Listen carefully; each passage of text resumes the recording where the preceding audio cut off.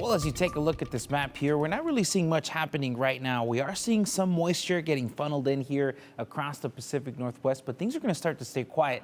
But as we start to get through tonight and in through tomorrow, we're going to see very active weather conditions. There's a lot happening as we're going to get towards tonight, as we're going to see some of the winds start to pick up for tomorrow. Widespread rain and even snow showers are coming along, as we're going to see several inches into the next couple of days. Places above 6,500 feet are expecting to see anywhere between 6 to 10 inches.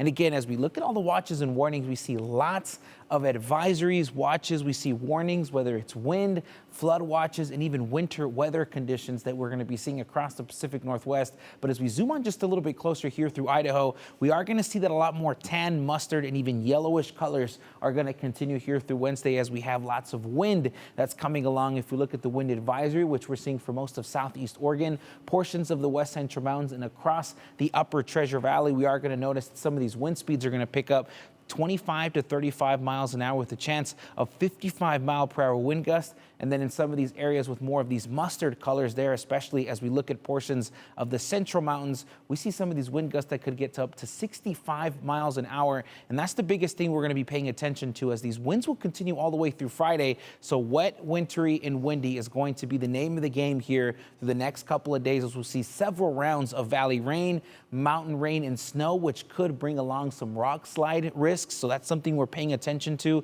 And of course, visibility impacted by some of the strong and gusty winds that we're going to be seeing here for the next couple of afternoons. So making sure to secure outdoor items, especially as we're looking at some of the holiday decor, as many folks have really decorated here for Christmas, planning for messy mountain travel. And again, if you are wanting to check on some of these road conditions, 511.idaho.gov is a really good resource. But let's take a look at this futurecast. So it's not until later on tonight, as we're getting closer to midnight and through tomorrow, that we're going to see some of that wet weather really start to bring in a lot of that moisture across the Treasure Valley. We'll see some of that rain here and some of that snow early on in through the morning, before we see a lot more of that making its way through the Magic Valley.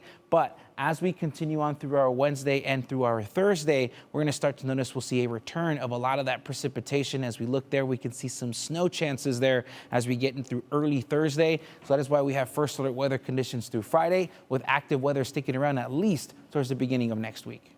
All right, Hector, thank you.